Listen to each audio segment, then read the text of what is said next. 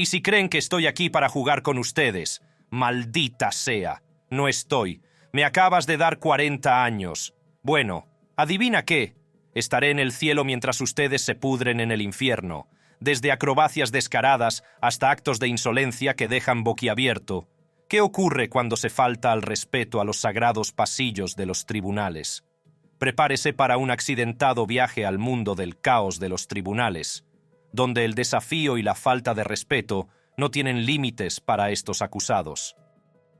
En el Tribunal de Distrito del Condado de Jefferson, lo que habría sido una audiencia normal de causa probable para Cody Jones, de 26 años, se convirtió en una sala de audiencias viral cuando Cody Jones hizo esto. Jones: hice decir que fue despedido.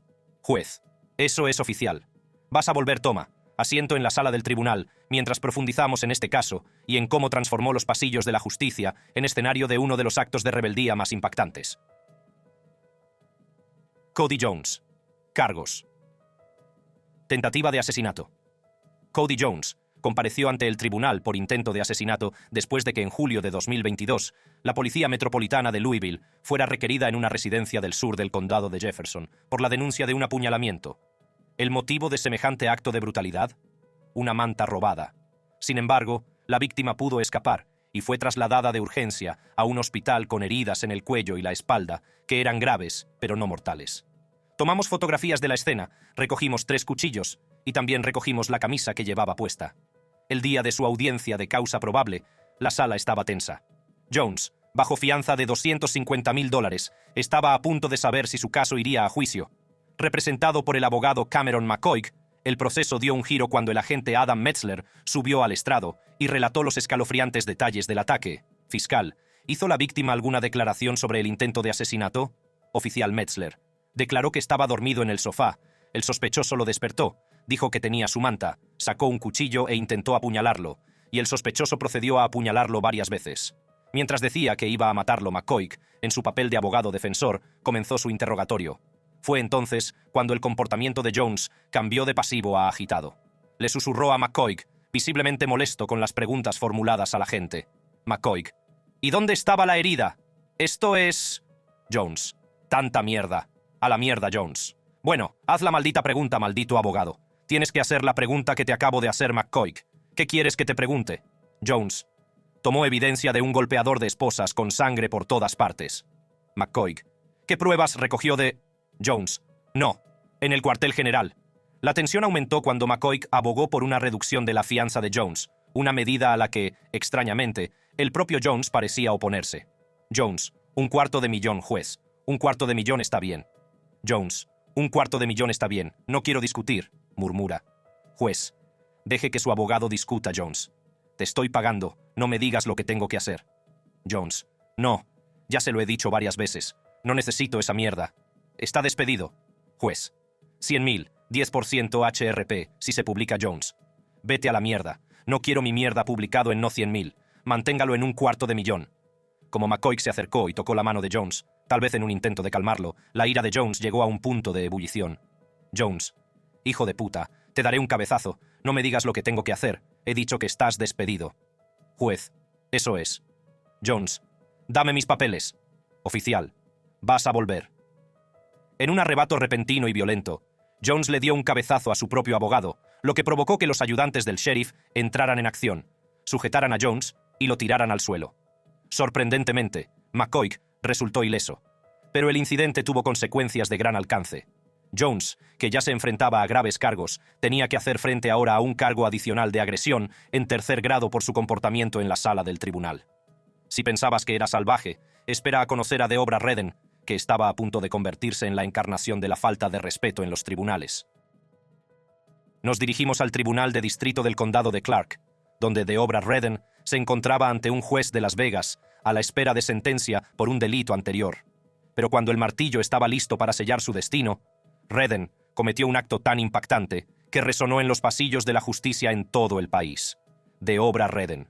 Cargos: intento de agresión, intento de asesinato.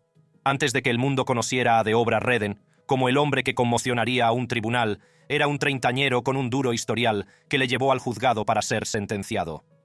El viaje de Redden hasta ese momento comenzó con una acusación de intento de agresión, un delito grave que preparó el terreno para su comparecencia ante el Tribunal de Distrito del Condado de Clark, en Las Vegas. Redden se enfrentaba a un tiempo considerable entre rejas. Me gusta basado en mi historia criminal. Siento que no debería ser como enviado a prisión. Por segunda vez, la juez Mary Kay Holthus, encargada de impartir justicia, estaba lista para pronunciar la sentencia que determinaría el futuro inmediato de Redden.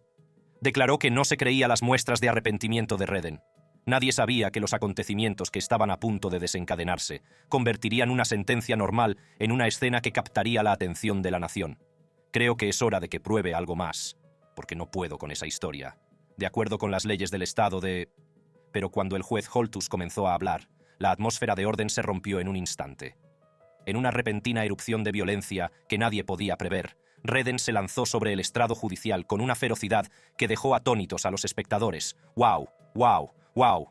El secretario de Holthus y un alguacil de la corte saltaron a la refriega. Sus cuerpos se movían en tándem para proteger al juez y someter a Redden. La lucha fue intensa, con la agresividad desenfrenada de Redden frente a la fuerza decidida de la seguridad de la sala. El ataque de obra Redden a la juez Mary Kay Holthus pasó de una condena por intento de agresión a una agresión a una juez, con lo que Redden se enfrentaba a una serie de nuevos y graves cargos. El más significativo de ellos era el de intento de asesinato. Redden no solo se había abalanzado sobre el juez Holthus, sino que se había enzarzado en una lucha física que incluyó agarres, tirones de pelo e intentos de estrangular al juez. Y ese sospechoso se enfrenta ahora a un cargo de intento de asesinato. Sorprendentemente, el juez Holthus sería el mismo que condenó a Redden a 4 años de prisión por el cargo de intento de agresión, solo una semana después del ataque. Está previsto que sea juzgado por el cargo de intento de asesinato el 29 de abril de 2024. Nuestro siguiente caso es el de Melissa Hardwick, que estuvo a punto de demostrar que las chicas lo hacían mejor cuando se lanzó a atacar a un juez de un tribunal de familia. Melissa Hardwick, envuelta en un caso de violencia doméstica que ya había colmado la paciencia del tribunal, estaba a punto de catapultarse a la infamia. Cuando ella y su marido, del que estaba separada, se presentaron ante el juez, lo que ocurrió a continuación no solo perturbaría el proceso, sino que dejaría atónitos a los profesionales del derecho. Melissa Hardwick, cargos violencia doméstica. Antes de que sonara el martillo en la tranquila sala de la juez Jennifer Edwards, el aire ya estaba cargado de tensión. Se trataba de una denuncia por violencia doméstica interpuesta por John Anderson, el marido de Melissa Hardwick, que había perdido a su mujer y buscaba la protección del tribunal. Sin embargo, Hardwick, enfadada, no paraba de interrumpirle mientras daba su testimonio. Anderson. Ella empezó. Hardwick. Nuestra vida personal no es de tu maldita incumbencia. Hardwick, incapaz de contener su creciente furia, comenzó a interrumpir el procedimiento. Fue una flagrante afrenta a la autoridad del tribunal, y el juez Edwards le advirtió varias veces, pero ella no lo tenía. Juez Edwards. Señorita Hardwick, será acusada de desacato a este tribunal. Si sigue interrumpiendo, el juez Edwards no tuvo otra opción que acusarla de desacato. Hardwick fue condenado a 10 días tras las rejas, una pena destinada a subrayar la gravedad de su desafío. Hardwick, no he hecho nada a este tribunal. No le he hecho nada, juez.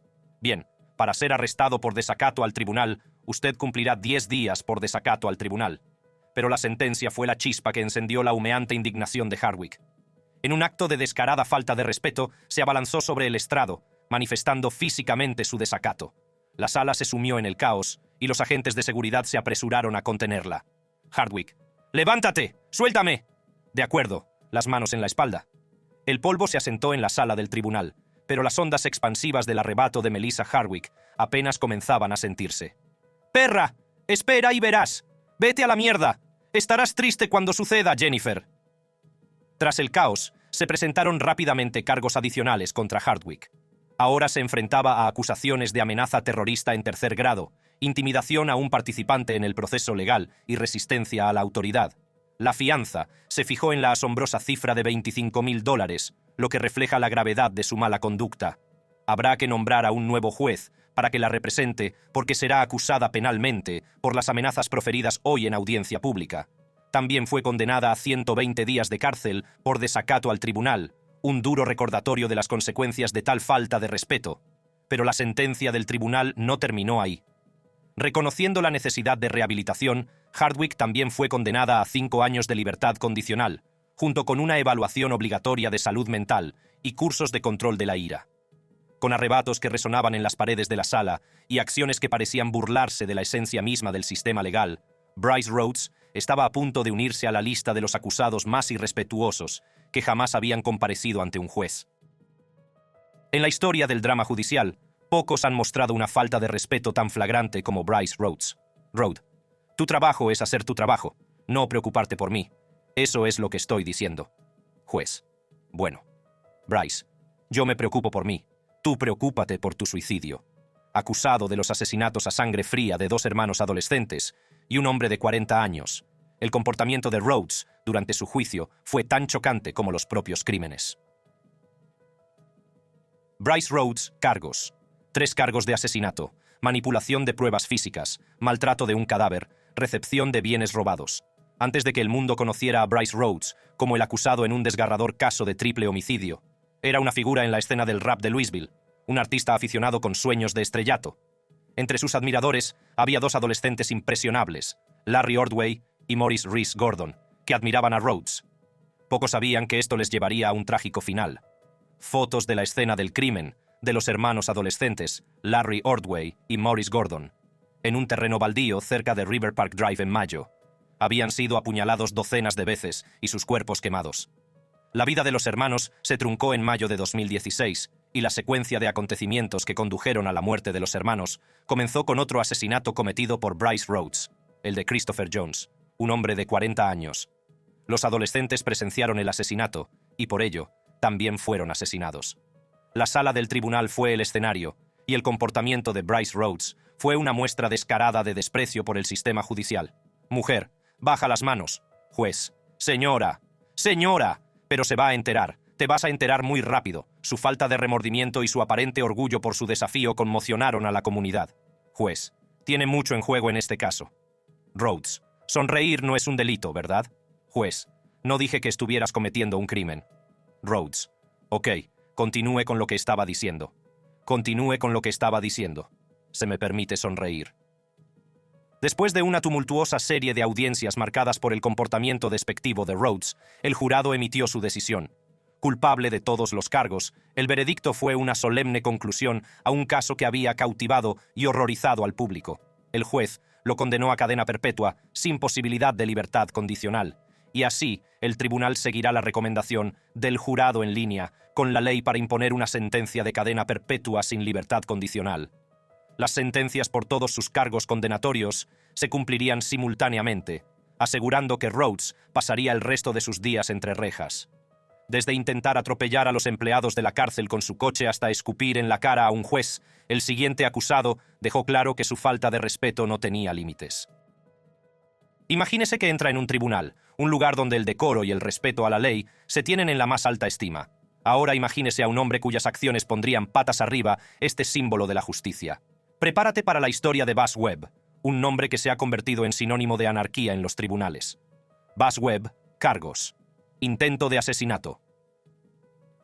Todo empezó en 2009, cuando Buzz Webb fue detenido y acusado de intento de asesinato.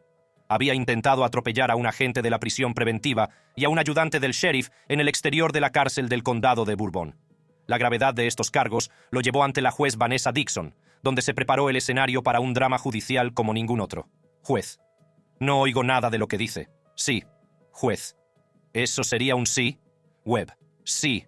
De ninguna manera voy a llevar este caso o tener más procedimientos donde tenga que... Nos vemos un segundo más. Pero cuando el martillo golpeó y comenzó el procedimiento, la sala no estaba preparada para el espectáculo impactante que se desarrollaría. Webb escupió directamente al juez. Este vil acto de escupir no solo profanó la santidad de la sala del tribunal, sino que también marcó Webb como un hombre cuyo desprecio por la ley era tan peligroso como sus actos criminales. Juez, acúselo.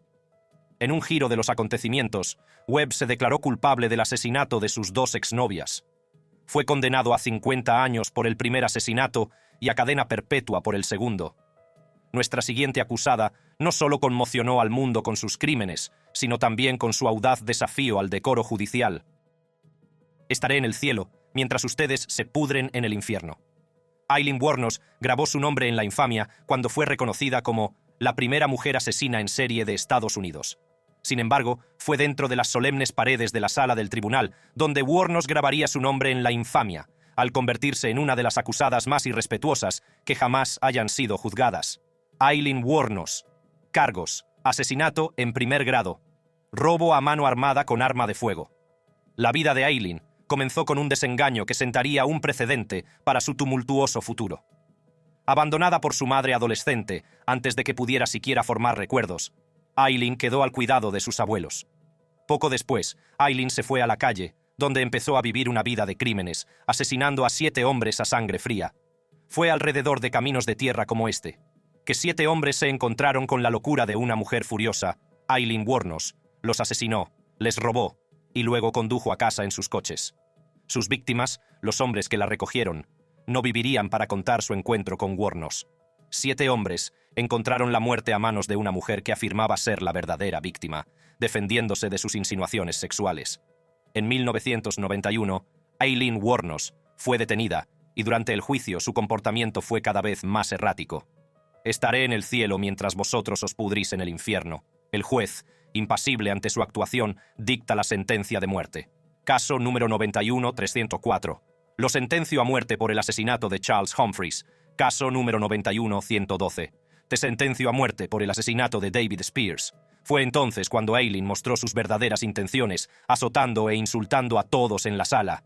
Aileen, que vuestras mujeres e hijos sean violados por el culo. Juez. Muy bien, voy a nombrar a la oficina del demandado público para manejar la apelación. Y es una de las cosas que quiero decir, que creo que hay que decir a Aileen. Sé que fui violada. No eres nada, but a bunch of stumps. Poner a alguien que fue violada a la muerte. Vete a la mierda, hijo de puta. Nuestro siguiente acusado fue el autor de los escalofriantes asesinatos de Riverview. Sin embargo, el juicio que le siguió le valió el título de uno de los acusados más irrespetuosos que han comparecido ante un tribunal. Y si creen que estoy aquí para jugar con ustedes, maldita sea, es casi imposible hablar de los acusados más irrespetuosos jamás en la corte sin una mención de Ronnie O'Neill III. Su nombre se convirtió en sinónimo de uno de los casos más espeluznantes y truculentos que se han desarrollado en Riverview, Florida. O'Neill, actuando como su propio defensor, profirió exabruptos y diatribas contra el sistema judicial, haciendo gala de un nivel de insolencia sin precedentes. Ronnie O'Neill, acusaciones. El 18 de marzo de 2018, una serie de acontecimientos pronto se apoderaría de la nación con horror e incredulidad. En esta fatídica noche, Ronnie O'Neill III, un hombre de 29 años, cometería actos tan viles que desafiaban la comprensión. A las 11 p.m., EDT, la oficina del sheriff del condado de Hillsborough recibió una extraña llamada al 911 de una mujer llorando con una voz masculina de fondo.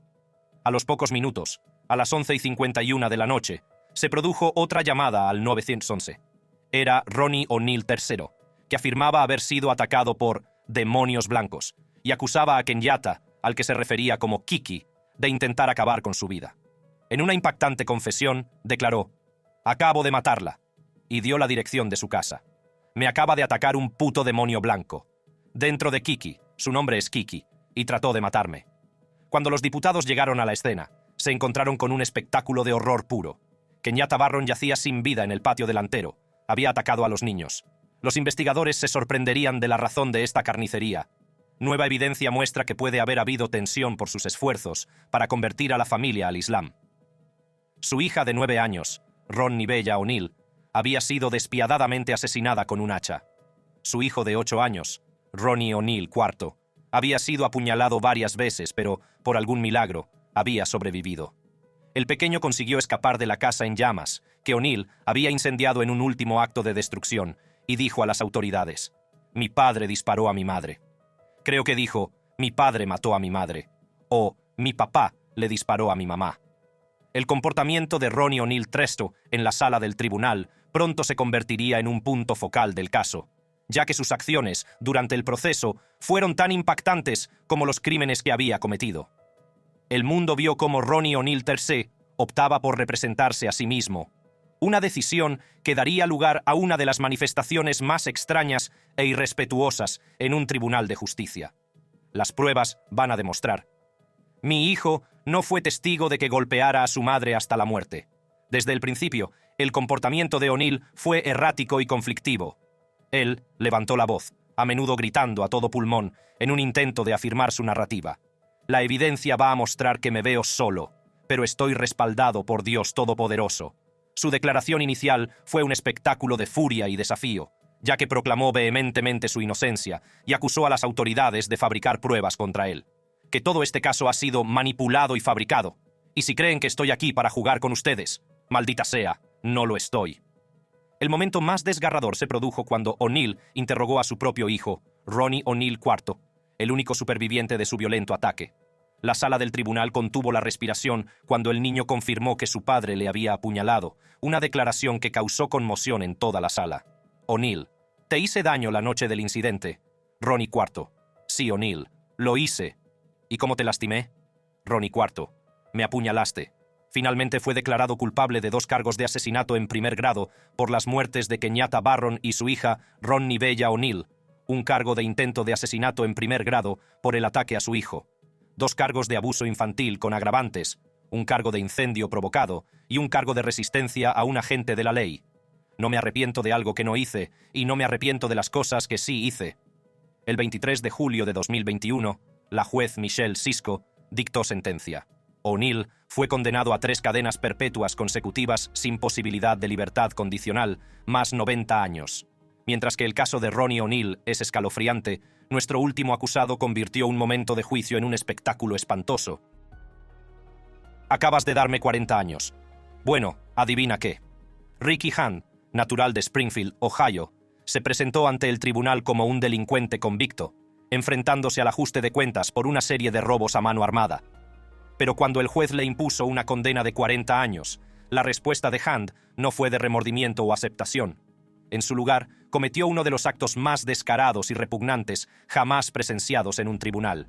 Ricky Hand. Cargos 7. Cargos de robo a mano armada. Ricky Hand era conocido por la policía local como un delincuente prolífico, su hoja de antecedentes penales un testimonio de una vida descarriada. También estaba relacionado con unos 30 robos a mano armada antes de ser detenido. Hand se declaró culpable de los cargos y fue condenado a 40 años de prisión. En los momentos siguientes, Ricky Hand cometería un acto tan chocante, tan irrespetuoso, que dejó a todo el mundo conmocionado. «Acaba de darme 40 años, señor». Juez: «Sí, Ricky. Acaba de darme 40 años. Bueno, adivina qué». De los confines de su uniforme de la cárcel, Hand sacó botellas llenas de una sustancia que nadie podría haber previsto: sus propias heces y orina. Con un movimiento rápido y deliberado, Hand arrojó el contenido de las botellas por toda la sala. La sala estalló en caos. Se abalanzaron sobre Hand y trataron de reducirlo, pero este continuó resistiéndose. Sus acciones contrastaban con la solemnidad que suele caracterizar a un tribunal de justicia. ¡40 putos años! No puedes jugar al jefe y luego adiós. ¿Qué te pasa? Las repercusiones de las acciones de Hand fueron inmediatas. Se presentaron nuevos cargos contra él, incluyendo acoso con sustancia corporal, obstrucción de asuntos oficiales y represalias. Hemos sido testigos de lo impensable en los tribunales. Cada uno de ellos es un cuento con moraleja sobre las consecuencias de faltar al respeto al tribunal. Si te ha gustado este vídeo, haz clic en las tarjetas que aparecen en tu pantalla para ver más como este. Te espero.